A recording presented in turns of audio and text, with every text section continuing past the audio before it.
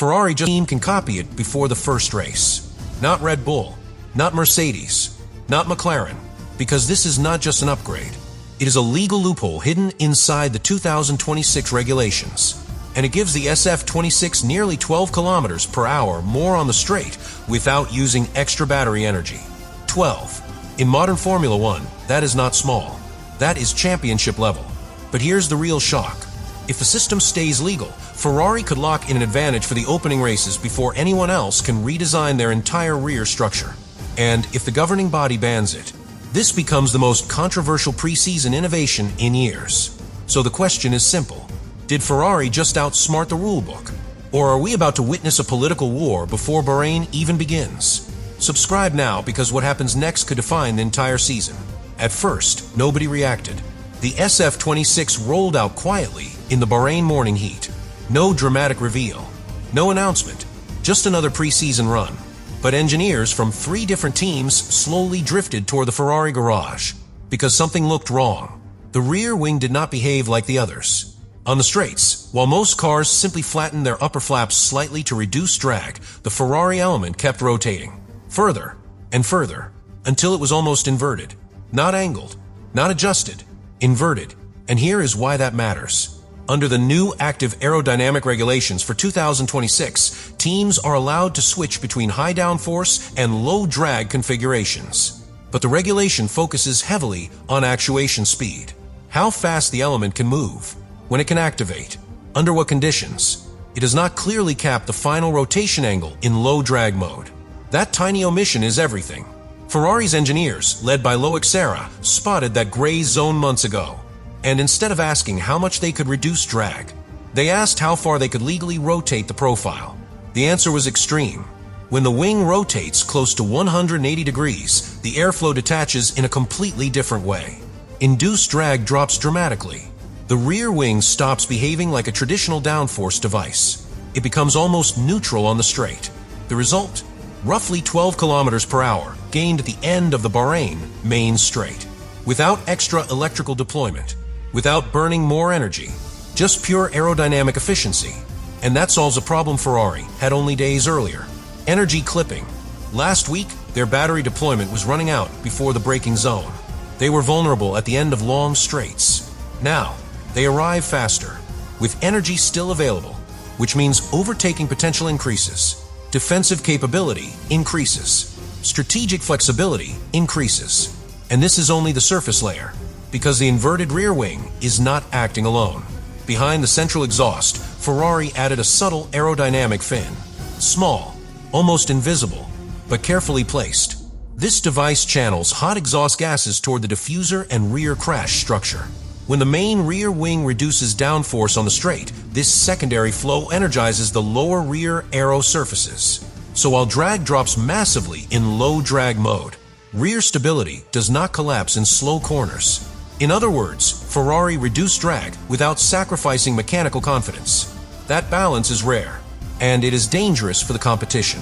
But here is where things become even more complex, because hardware innovation is impressive. Software orchestration is decisive. And what Ferrari is doing with wing timing might be even more important than the inverted flap itself. We are about to get into that. And this is the part most people in the paddock are whispering about, not saying publicly. Now we get to the part that truly separates this from a normal upgrade. Because anyone can design an aggressive rear wing. Not everyone can control it like this. Ferrari is not moving the front and rear wings together. They are moving them out of sync. And that changes how the car behaves in a way that feels almost unnatural. Let me explain. When the driver approaches a corner at high speed, both wings are initially in low drag mode. Minimal resistance, maximum straight line speed. But milliseconds before turn-in, the front wing closes first, not the rear. The front. That tiny timing difference shifts the aerodynamic center of pressure forward instantly. The nose bites. The car rotates aggressively. It feels sharper, shorter, more responsive.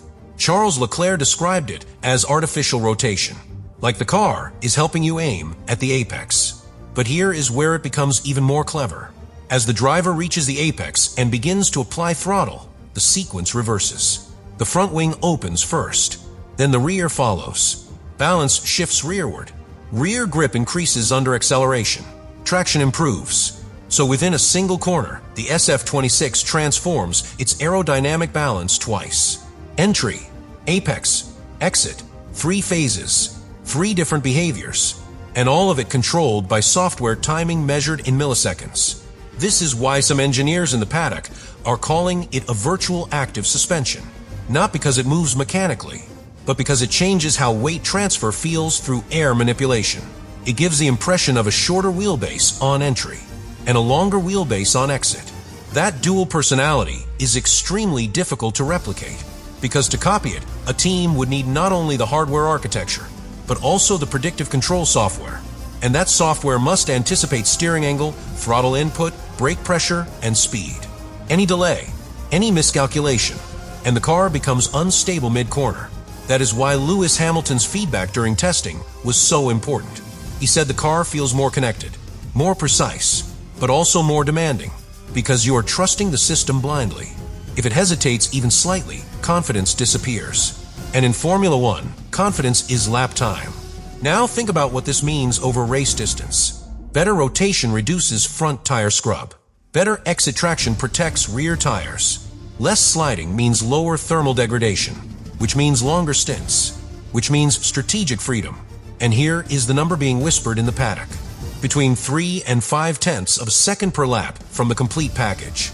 In modern Formula One, that is not incremental. That is structural. But here is the uncomfortable truth. If the system fails mid-race, if hydraulic pressure drops, if synchronization lags, the aerodynamic balance would shift unpredictably at over 300 kilometers per hour. And that risk is exactly what rivals are now highlighting behind closed doors. Not because they are worried about safety, but because they cannot copy it in time. And this is where the political tension begins to rise. Because what happens next will not be decided on track.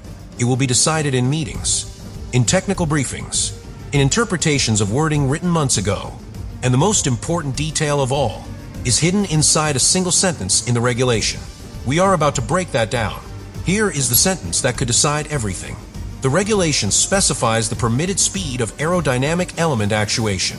It specifies activation zones. It specifies safety redundancy. But it does not explicitly define a maximum rotation angle for the rear wing in low drag mode.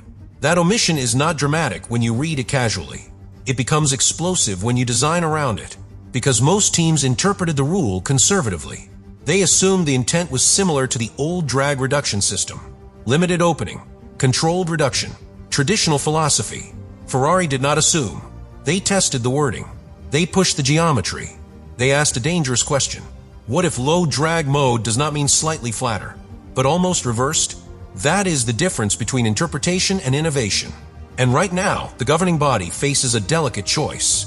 If they allow it, they reward creative engineering. If they block it, they protect competitive balance. But here is the political layer nobody talks about openly.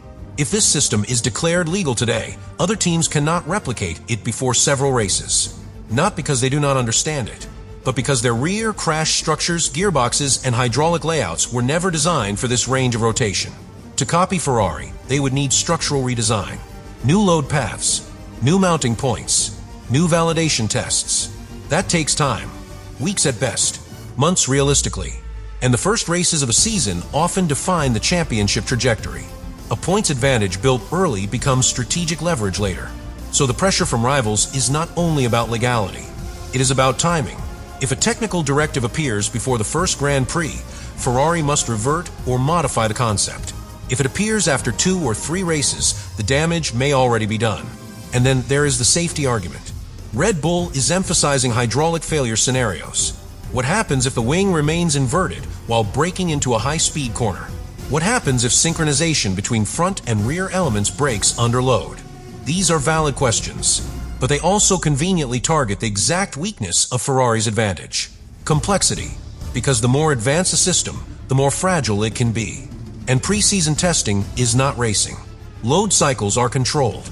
Fuel runs are planned. Pressure situations are limited.